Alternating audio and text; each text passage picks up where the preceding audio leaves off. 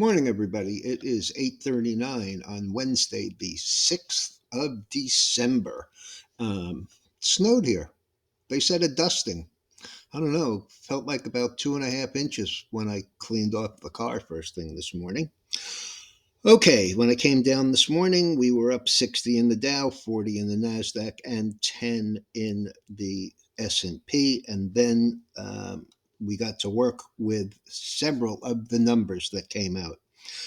At 7 a.m. was the mortgage applications. They were up 2.8%, which is pretty decent. Very often we get numbers there of point something one way or the other. What was interesting about this is that new purchases were down 3%, but refis, based on the recent drop in rates, were up 14%. So that's a kind of an interesting dynamic. I'm going to guess that, people who missed it the first time are rushing in now so they don't miss it again. Um, and let's see, we also had the ADP numbers. October was revised from up 113 to up 106. Nothing overwhelming there. The November numbers up 103 versus an estimate of 128,000 expected. Which was interesting from the standpoint of where the gains and losses actually were. Small businesses only up 6,000 out of 103. That goes along with my thesis that I wrote about in the weekend letter about small businesses really suffering. But the one that suffered even more than that was leisure and hospitality, which were down. So that is a bit of a surprise. And the other thing that was down was manufacturing. So manufacturing and quote experiential spending both lower. Um, then we had the wages of people who stayed. People who stayed with their job were up 5.6%. People who changed jobs numbers were up 8.3%. 15 minutes later, um, that move, those numbers did little to the futures. The futures went from up 60 to up 57 in the Dow, up 40 to up 50 in the S&P, and basically unchanged in Nasdaq. Okay, then we had at 8:30 third quarter productivity and unit labor costs. Productivity was up 5.2%, and as you would expect, when productivity goes up, unit labor costs go down, and they were expected down about 6/10. They were down double that, 1.2 versus 0.9 last month. And as far as trade deficit, minus 63.4 billion, no surprise there, down ever so slightly.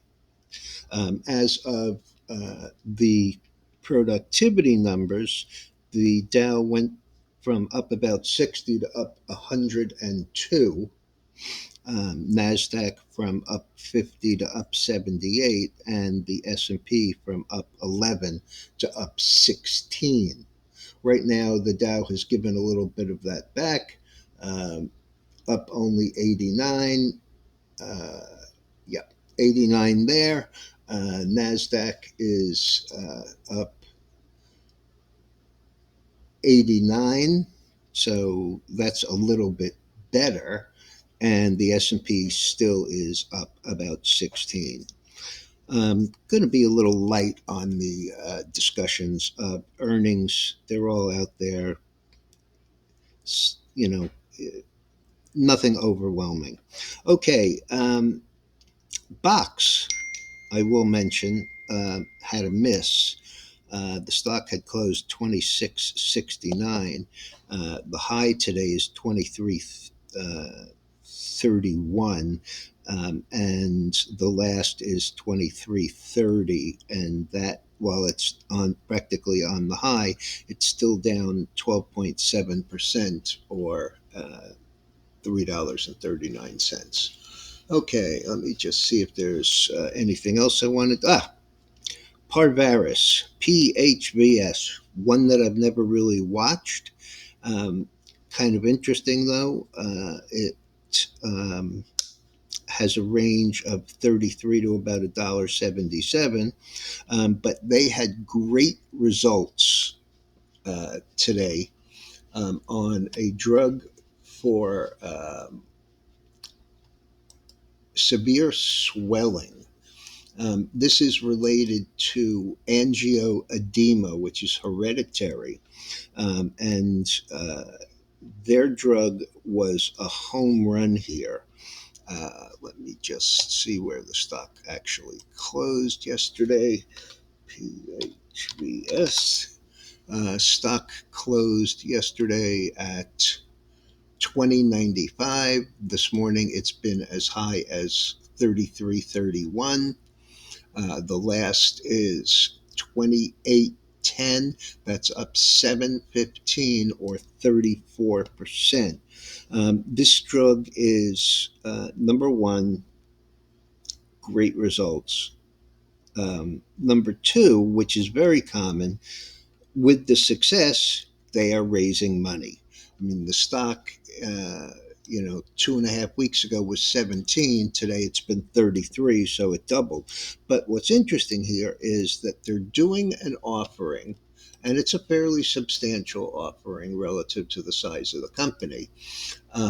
But so they're doing 300 million in ordinary shares and warrants, and they price those shares 11.125 million at 24. Now, normally with these little companies, what happens is the stock moves up like this. They take advantage of it, which is, you know, typical because these companies are basically R&D shops, and they burn a lot of cash.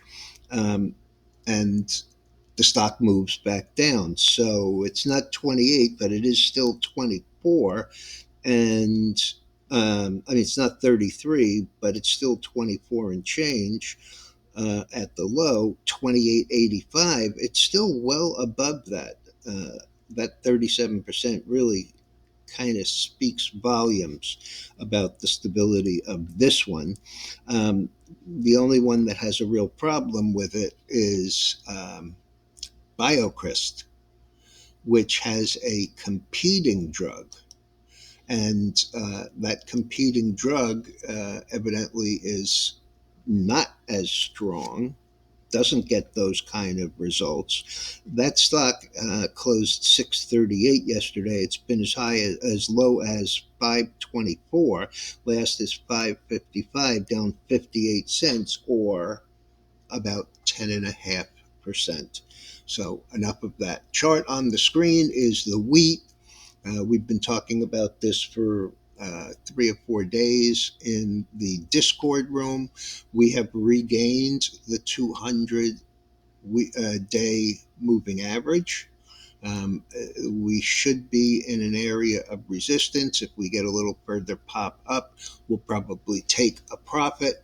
But the downtrend line, which through some quirk won't extend here, is clearly been broken, was broken yesterday. We closed on the high.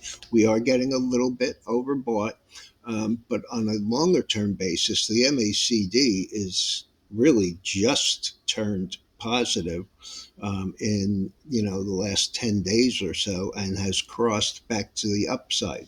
Relative strength is a little high, but hey, it's 60. Up here it was 78, so there's possibly still a little bit of a move to continue. um, the rest of the grains are basically unchanged to slightly higher. Oil is down 91 cents again. That gas up 3.8 Gold is up $11. I think that this gold holds pretty close. This the low today was 20.35. I've been telling you where I'd like to see it, and it's not much lower than this. I'd like to see it maybe even close this gap, which is around 2008. It really has come off pretty extremely on that reversal day in the relative strength, and we're nowhere near in troublesome territory on the MACD. So I'm still sitting and watching.